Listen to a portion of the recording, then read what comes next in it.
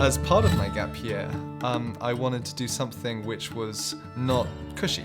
What I ended up doing was going to India, traveling for a month around Rajasthan, so Agra, Delhi, Jaisalmer, Jaipur, those kind of places. Staying in hostels, meeting travelers, that was a lot of fun. And then 2 months of it I spent in the state of Bihar, in a village called Chakia, teaching at a place called Levana Public School.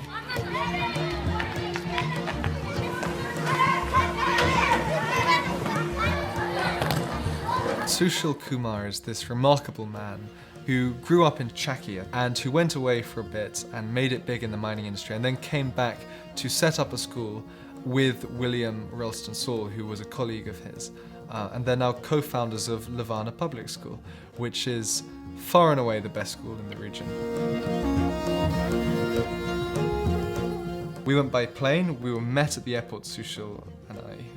We were met by a chauffeur who drove us. We stopped off for a bite to eat along the way, which, like all the food of that region, was very spicy, but quite good.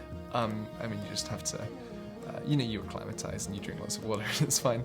And then we got there and I was introduced to the 3 members of my host family. That was Wakil, the father, Rita, the mother, and Priti, the daughter. And they were just the most wonderful people. They were absolutely magnificent. So I've been travelling for about a month in India before I met Sam, and because I was meant to be doing some volunteering work in a national park, and then I was in Nepal for sort of a month, and I got told a week before I was meant to start that actually it wasn't going to work anymore. So I just sort of sent him a message being like, well, do you think I could come? And luckily the director of the school was sort of, yeah, sure, we can have more people.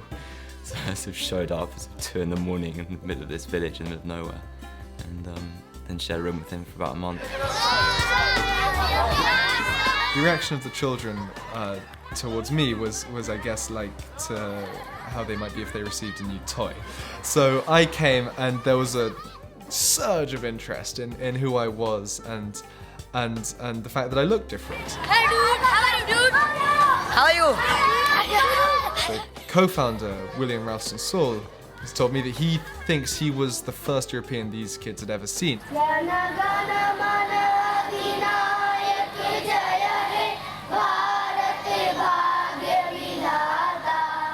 The morning assembly basically consisted of all the kids, which at the time was about 400 or so, lining up in rows according to year group in the yard and singing the national anthem and being read out a set of notices for the day and also being treated to a kind of thought of the day from one of the students. Good morning to all of you. I am Ankush Kumar from class 6.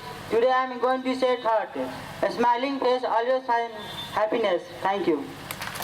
And then following that, we would file in and have morning lessons. And there'd always be a chorus of, "Good morning, Mr. Samsa," and I'd say good morning and tell everyone to sit down. And we would begin with the lesson.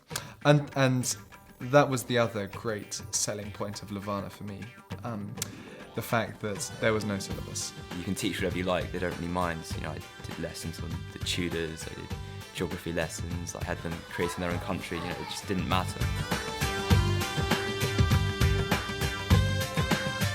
The idea is that you teach them stuff which they'll be interested in and which they'll engage in, and you teach them in English and the English will just rub off and they'll learn it conversationally. They have quite a lot of teachers who are sort of fluent in English, but it's a very kind of Indian English. It's not a sort of comprehensive understanding of the language.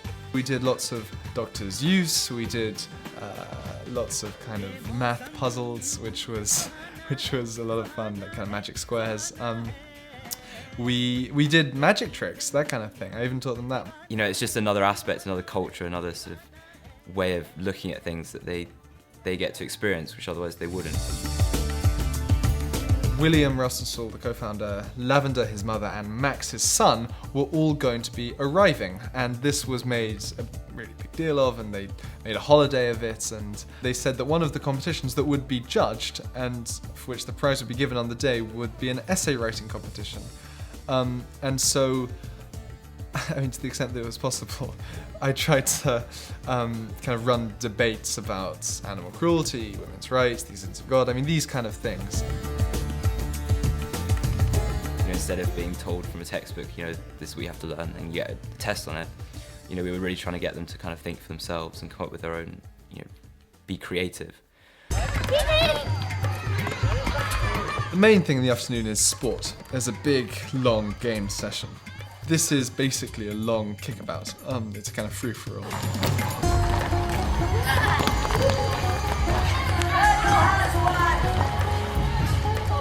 They put a lot of trust in us, and they were also very happy to listen to our ideas.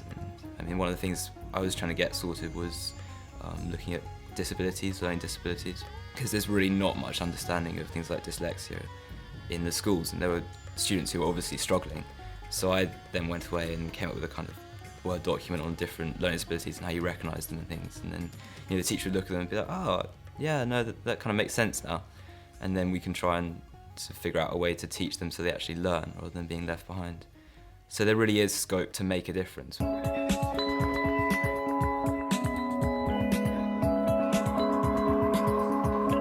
I really think that the benefit which gap year students bring to Levana is invaluable, actually.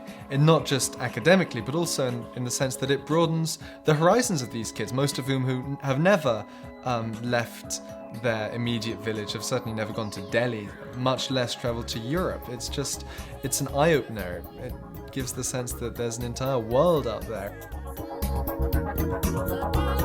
Levana was great because it was just a really sort of authentic and unique experience. You know, you didn't feel like anyone had really done this before or sort of anyone really knew what they were doing, but it meant you had a lot of freedom to kind of pick and choose what you wanted to do. It really suits someone who doesn't mind spending time by themselves. You have a lot of spare time, so it's good to find something to sort of entertain yourself. You know, you could use that spare time to work at the school if you wanted to, or you could do your own thing. Sam did quite a lot of writing. I did a bit of studying for my Cambridge interviews. So it's kind of, you have time in the day to do what you want to do, but you don't have to be bored. There's kids playing cricket out on the field. I just went out and joined them for a game. You know, you can do whatever you like.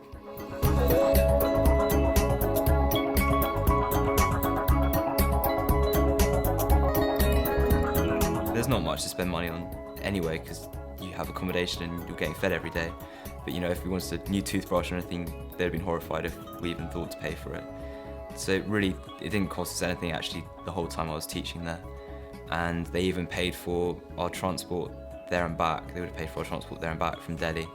So you could quite literally just pay for your flights there and back from India, and everything else would be paid for. Sushil has a flat in Delhi that he'd more than happily put you up in. So you didn't even have to find anywhere to stay.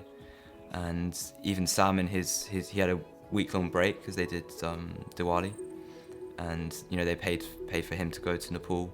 Because Levana, one of its main advantages, one of its selling points to potential gap year students, I'd say, is that it's really near Nepal, and so it's very easy to go up and explore. And so the day they broke up, I went up to Kathmandu. It takes about a day, but it's basically fine. And around the second or third day, I met a guy who had done a bungee jump and who had been terrified of doing it, but who was delighted that he had done it and said it was the most fun he'd ever had in his life, basically.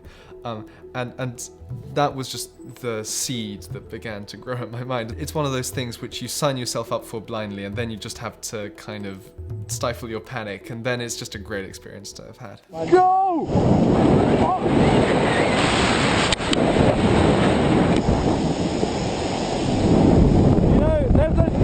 Between United and Chelsea, and I really want United to win. Ladies and gentlemen, can everybody hear me and indeed understand me?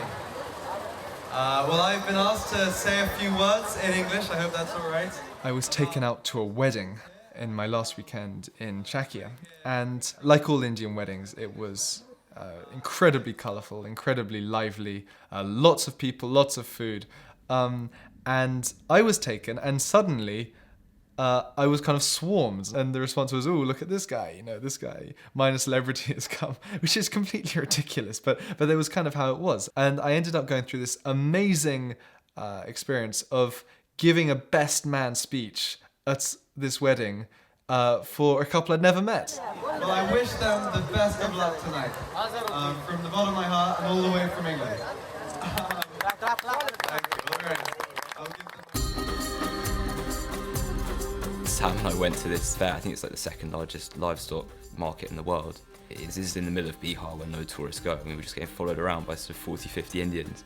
And I think if you're just there by yourself or a bit sort of self-conscious, it can be a bit nerve-wracking. But we were just sort of making a joke about it. Head, shoulders, knees and toes, knees and toes. Head, shoulders, knees and toes, knees and toes. My mother, being quite a hands-on person, decided that she wanted to come to Levana just for a few days. I think she ends up staying 3 days. So came in, met the headmistress. You show me what English you're reading. She succeeded in uniting the entire school in a massive hokey-cokey dance with poor old me playing the piano.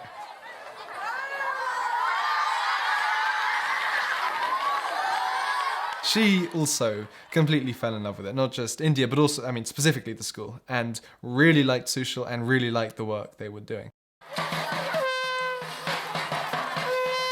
Like lots of India, there's a bit of a litter problem, which Sushil, in his way, is trying to change in Shakya. He wants to implement a system of having sweepers just sweep up the year round, who will be paid for by Levana itself at some point.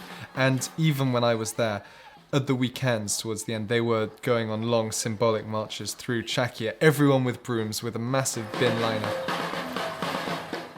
I don't think there's anyone quite like Sushil, to be honest. He's full of energy, full of ideas, and he sort of somehow makes it all work. And, you know, he wants his students to go on to university and go on and do the same kind of thing that he's done, basically.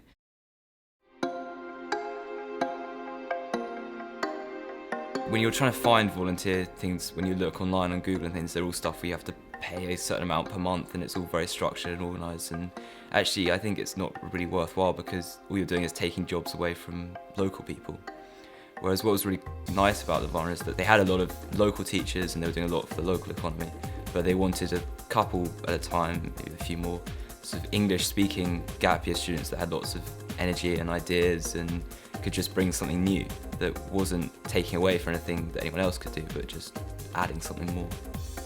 Twinkle, twinkle, little star, how I wonder what you are. It was a sad moment to leave, but just as when I'd arrived, they had a big ceremony for me leaving as well, probably, you know, to celebrate. But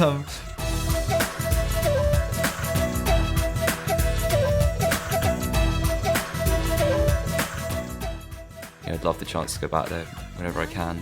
I'm sure I will sometime in the future.